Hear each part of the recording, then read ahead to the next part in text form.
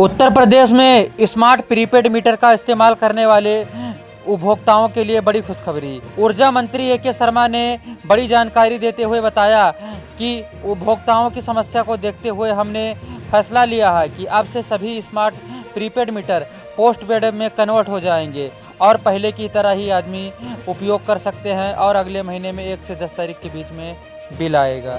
नया exam pattern हुआ लागू। 75 ऑब्जेक्टिव सवाल 2 घंटे में खत्म। छात्रों के लिए बड़ा बदलाव। परीक्षा में बड़ा ट्विस्ट, अब सिर्फ 2 घंटे में 75 सवाल हल करने होंगे। अवध यूनिवर्सिटी की 5 मई से शुरू हो रही परीक्षाओं में बड़ा बदलाव किया जा रहा है। अब कई सेमेस्टर में ऑब्जेक्टिव पेपर होगा जिसमें 75 प्रश्न होंगे। नकल रोकने के लिए अलग अलग सेट दिए जाएंगे। साथ में 19 नोडल सेंटर बनाए जाएंगे और करीब 5.36 लाख परीक्षा छात्र देंगे। राहत की बात है, छात्रों के विरोध के बाद माइनस मार्किंग हटा दी गई है। अब छोटे शहरों को मिलेगा बड़ा फायदा। सड़क से लेकर पानी तक सुधरेगी व्यवस्था। यूपी सरकार ने आकांक्षी नगर योजना 2.0 में 100 शहर को चुना है। यहाँ सड़क, सीवेज, पेयजल, LED लाइट और सफाई जैसी सुविधाओं में सुधार होगा। 2026 से 28 तक काम पूरा कर दिया जाएगा। इससे लाखों लोगों को बेहतर जीवन मिलने में आसानी होगी और शहरों की हालत सुधरेगी। अब नहीं जाएगी घर की बिजली, हजारों घरों को मिलेगा सीधा फायदा। ग्रेटर नोएडा के ईडा सेक्टर में बिजली सुधार के लिए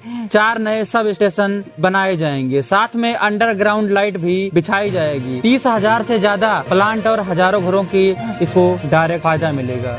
किसानों के लिए जरूरी अपडेट, अब बीज लेने के लिए पहले करनी होगी ऑनलाइन बुकिंग। बिना बुकिंग नहीं मिल पाएगी खाद और बीज। 10 मई तक है मौका। सुल्तानपुर में कृषि विभाग ने नई व्यवस्था लागू कर दी। अब किसानों को बीज लेने के लिए ऑनलाइन बुकिंग करानी पड़ेगी। धान, मक्का, दालों समेत सभी बीजों के लिए 10 मई अंतिम तारीख निश्चित की गई है। ज्यादा आवेदन होने पर ई-लॉटरी से वितरण होगा। किसान पोर्टल या बीज भंडार जाकर बुकिंग करा सकते हैं। पीएम आवास में बड़ा एक्शन। पैसा लेकर घर नहीं बनाया तो होगी अब बड़ी रिकवरी। प्रयागराज में पीएम आवास योजना के तहत पैसा लेने के बाद घर न बनाने वाले 193 लोगों पर कार्रवाई शुरू हो गई। डूडा ने 96.50 लाख रुपए की वसूली की। RC जारी कर दी है। 30 लोग तो ऐसे हैं जिनका पता भी नहीं मिल रहा है। जरूरत पड़ने पर पुलिस की मदद ली जाएगी और रिकवरी होगी। अगर आपने भी कुछ ऐसा किया है तो सावधान हो जाएं। हाई स्पीड रोड पर बड़ा खतरा।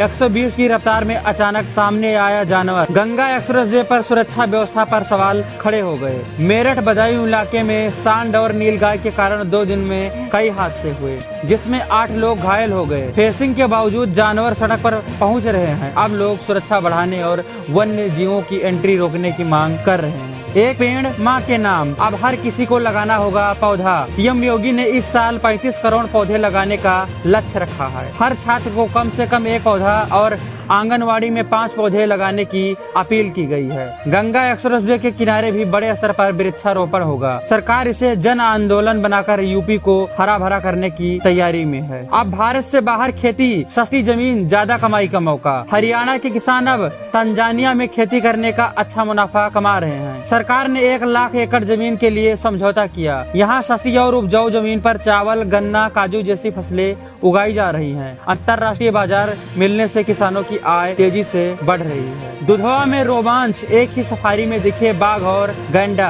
जंगल सफारी में डबल सरप्राइज, टूरिस्ट हुए खुश। लखीमपुर की दुधवा नेशनल पार्क में सैलानियों को एक ही सफारी में बाघ और गैंडे के दर्शन हुए। सोनारीपुर रेंज में वाटर होल के पास बाघ आराम करता दिखा, वहीं गैंडा भी नजर आया। इस शानदार अनुभव को पर्यटकों ने कैमरों में कैद किया। दुधवा में वन्य जीवों की बढ़ती गतिविधि से टूरिज्म को बड़ा फायदा मिल रहा है। तो ये रही आज की बड़ी और प्रमुख खबरें। आपको कौन सी खबरें पसंद आई कमेंट में बताएं और ऐसी खबरों के लिए हमें फॉलो करें।